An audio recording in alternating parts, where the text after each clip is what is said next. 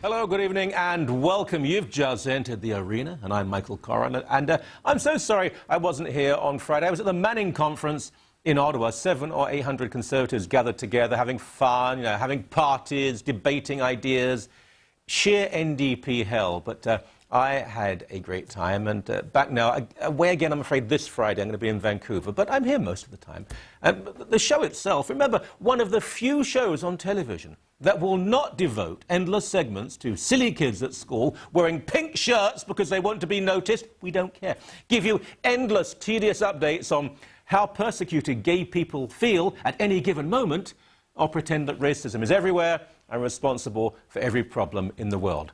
Had to get that out of my system. Okay, now, Marty Burke, who's the Tory candidate in Guelph. Now, this is extraordinary. The Globe and Mail, one of the miracles of the modern world, the Globe and Mail. Jeffrey Simpson still has a job at the Globe and Mail. The man's a crushing ball. Sorry, Jeffrey, but it has to be said. Anyway, the Globe and Mail ran an article at the end of last week saying that a robocall put out attacking the Tory candidate had been revealed. We played this call on the Monday, so 4 days before the Globe revealed this, we'd already played the entire call on the show. And what you heard on that telephone call, and the Liberals have now admitted, what's the MP's name? Frank Valeriotti. I had to look down at my paper because Frank Valeriotti. Who? Sorry. I mean, Marty Burke was, 20 years in the Canadian military. He was a peacekeeper. He's an Air Canada pilot.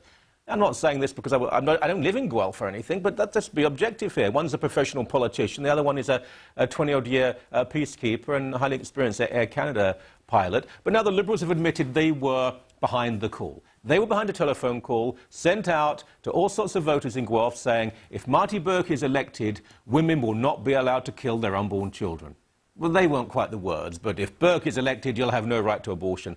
All Marty Burke has said is, I think we should debate the issue. And I think we should. I think we should debate all issues of significance in this country. It's a great Canadian virtue. It's called democracy and freedom of expression. So, the Liberals, in fact, were behind particularly pernicious, repugnant robocalls in Guelph. And it took the Globe and Mail another 4 days after Sun News had revealed this robocall and actually played it on the show. So what do we conclude from that? Well, a couple of things. That at Sun News, we just get the real information and the real news far quicker than everybody else. And then the Globe and Mail take our stories, and they don't credit us with them at all. Now, I want to move on to another issue here. I wasn't going to talk about this at the top of the show, but I've just really had enough of the nonsense we've heard all day today about this tragedy in Afghanistan, where an American soldier, deranged, murdered 16 people, 9 of them children, innocent people slaughtered. It is horrible. It is vile. I pray for these people. What this man did, he will face justice, and he will face the appropriate sentence in a civilized court of law in a civilized country. But people have not actually spent much time worrying about the poor victims of this man who was mentally ill, deranged.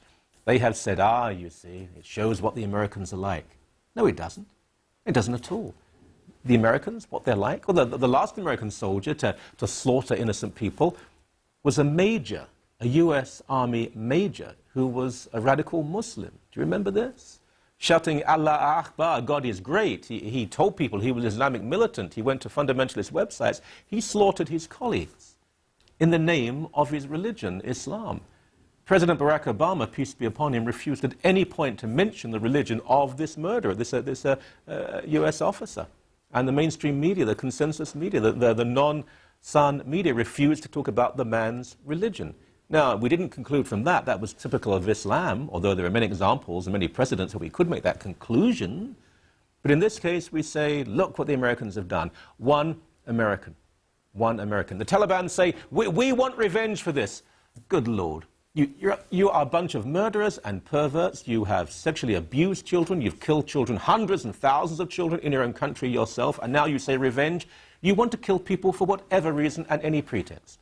When they burnt Qurans that had terrorist messages in them, thus desecrated, you wanted to kill people and did kill people. You kill people for whatever reason because you like to kill. Now, this, again, says nothing about the United States. It says nothing about the Canadian entry into Afghanistan. It says nothing about the Western mission to rescue Afghanistan from the lunacy of the Taliban.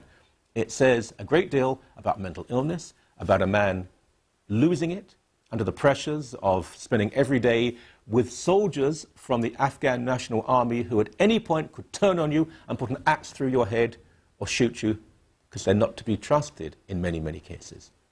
Spend the time thinking about the families of those poor victims, not about splashing around in the blood of those poor people and trying to exploit the tragedy to attack, once again, the United States of America.